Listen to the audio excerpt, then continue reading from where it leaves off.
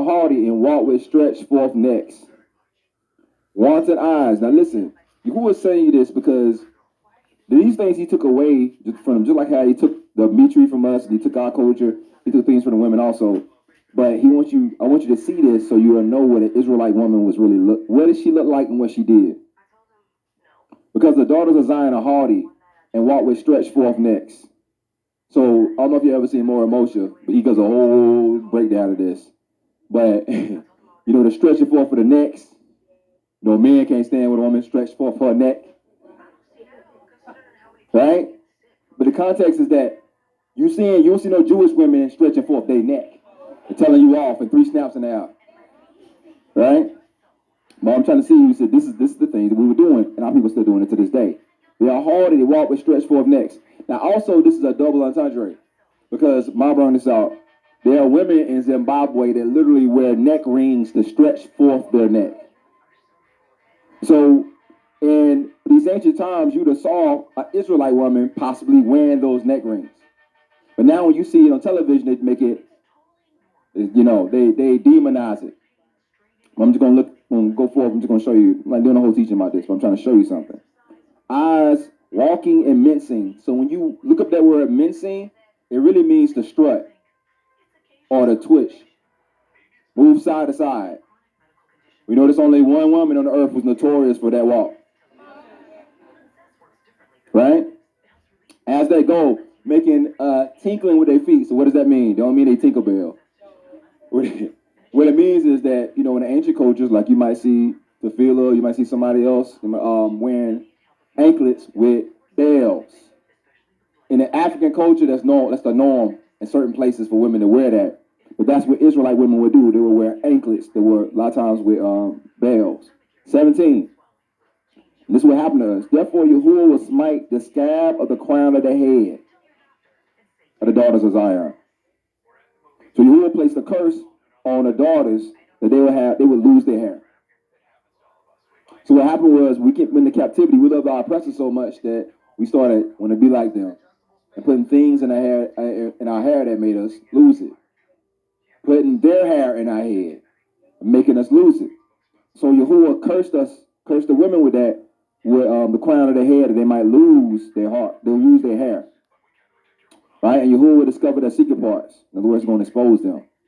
In the day that Yahuwah will take away their bravery of their tinkling ornaments that we just talked about, right? Of their feet. Their calls, their round tires like the moon. And that's where we're going to stop at right now. I ain't doing a whole teaching about this. But, so when they say calls and round tires and moon, this is how they blind you with European terminology. So when you go look up that word call, that word is shabik, it means interweaving. Interweaving. And again, the Hebrew lexicon states that calls are networks used of head ornaments by Hebrew women. Now, when you look it up, it's going to say little sons or studs. So when you see, these are the women of Kenya and Tanzania, the Maasai people and some other tribes. You see them wearing these discs around their neck.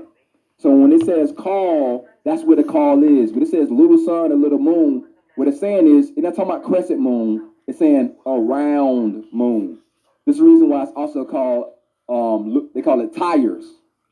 So what would a tire be like? A tire would be round and there'll be a hole in the middle. So when you see them wear these discs, when they hang them up, there are interweavings studded that are round like tires or like the moon. So this is what the scripture was saying. This type of things that the women would wear back then, there was a sign of wealth or status. But it was these discs or these neck discs of interweaving studs or interweaving beads that they'll wear around their neck.